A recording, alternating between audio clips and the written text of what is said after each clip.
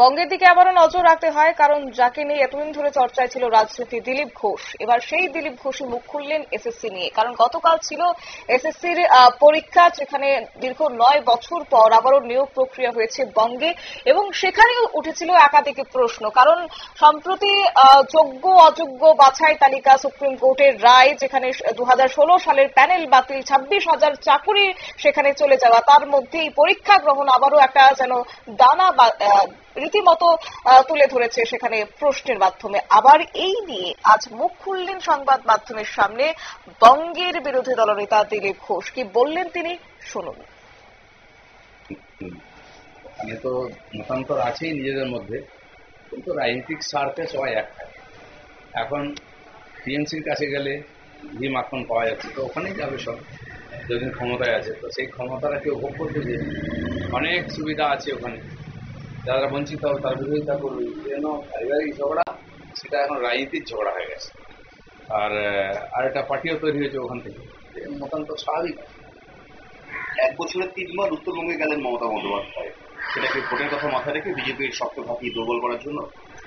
দেখুন, ওই পার্টিতে আর কোনো নেতা নেই।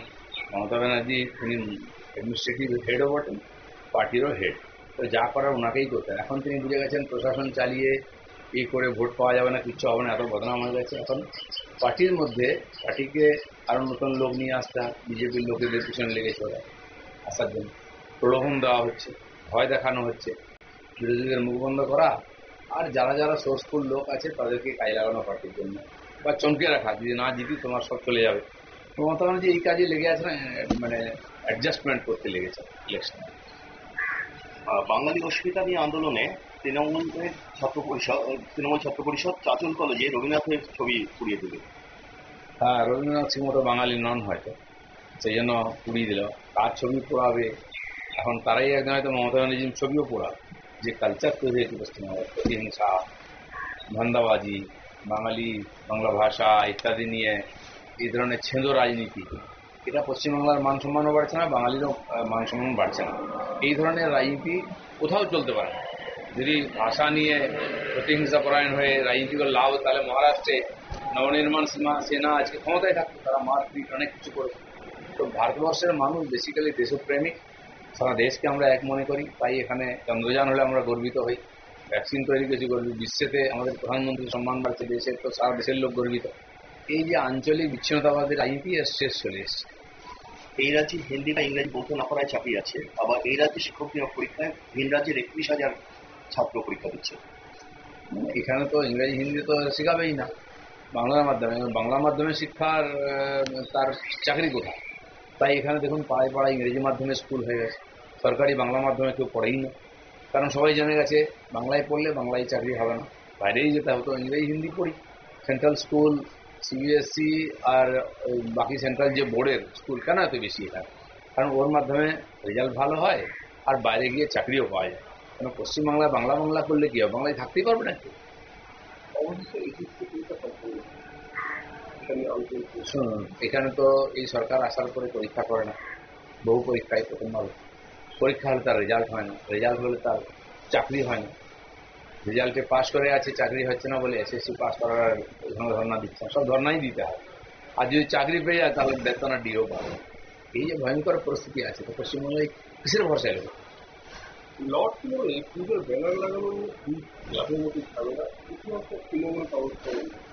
দেখুন, সবই তৃণমূল এখন, চোর ডাকাত পুলিশ সব তৃণমূল, মারপিট যাই হোক দুই দিকেই তৃণমূল। এর ক্লাবও তৃণমূল টাকা পাচ্ছে, সরকারের ও ক্লাবও পাচ্ছে, তারপরে চাঁদা তুলতে গিয়ে আবার মারামারি হচ্ছে। আর প্রত্যেক ক্লাবের পেছনে কোনো কোনো নেতা মন্ত্রী কাউন্সিলর আছে, আর সেখানে গন্ডগোল হচ্ছে। প্রত্যেক জায়গায় যা গন্ডগোল হচ্ছে, এখন টিএমসির ভিতরের গন্ডগোল, সবই রাজনীতিক গন্ডগোল, অন্যভাবে দেখানো হচ্ছে। আপনারা শুনলেন দিলীপ ঘোষের বক্তব্য, এবং সোমবার তিনি সাংবাদিকদের মুখোমুখি হন। তিনি বলেন যে এই সরকার আসার পর পরীক্ষা করে না, বহু পরীক্ষায় প্রথমবার হচ্ছে, পরীক্ষা যদিও হয় তবে তার রেজাল্ট হয় না, আর পাশ করে গেলেই চাকরি হয় না, পাশ করলেও তাদের ধর্নায় বসতে হয়, সেই তো ধর্নায় বসতে হবে, আর যদি চাকরি পেয়ে যায় ডিগ্রি পাবে না।